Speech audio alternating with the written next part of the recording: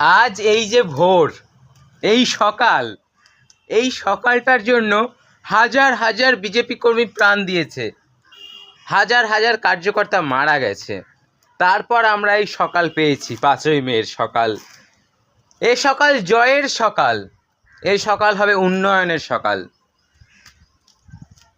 আজ এই 15টা বছরের অপশাসনকে অবসান ঘটিয়ে জয়ী হয়েছে ভারতীয় জনতা party.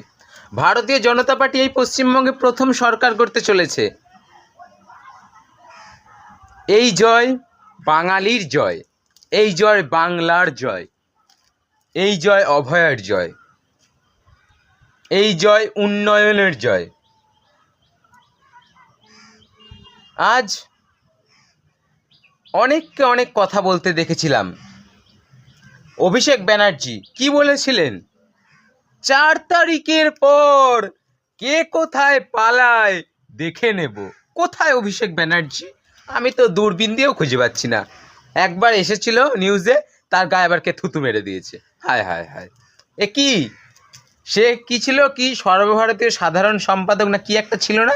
All India Trinamool Congress একটা আঞ্চলিক দলকে অল ইন্ডিয়া বানিয়ে দিচ্ছে। যাই হোক, মানুষ মানে মানুষের হাতে যে পাওয়ারটা আছে সেই পাওয়ারটা নেতামন্ত্রীর হাতে নেই। কিন্তু মানুষ 15 বছর কি 35 বছরের বাম শাসনকে হটিয়ে দিয়েছে, দুর্নীতি করেছিল তাই। আর 15 বছরের তৃণমূলকে হটাতে পারবে না? তাই কোনো পার্টিকে বলবো বেশি ওরা ভালো নয়।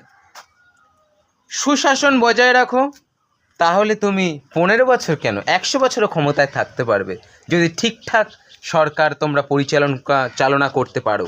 তুমি দুর্নীতি করবে, তোমার নেতা মন্ত্রীদের বাড়ি থেকে কোটি কোটি টাকা বেরোবে, আর বাঙালি তোমাকে ক্ষমতায় বসিয়ে নিজেদের টাকা দিয়ে দেবে, ট্যাক্সের টাকা, আর তোমরা জমিয়ে জমিয়ে রাখবে।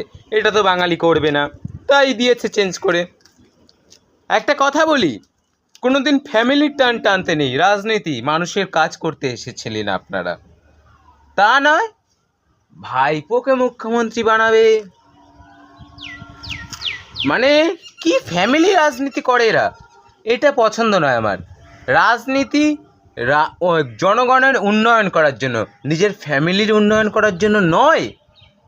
তাই নিজের ফ্যামিলির উন্নয়ন করতে গিয়েছিল, বাঙালি বুঝিয়ে দিয়েছে যে বাঙালির উন্নয়ন না করলে ক্ষমতায় থাকা যায় না। যাই হোক, বিদায় দিয়ে দিয়েছে, চিরবিদায় হয়ে গেছে। ট্রিপল ডিজিটে উঠতে পারেনি, ডবল ডিজিটেই আছে। এরপরে কোথায় যায় দেখা যাক।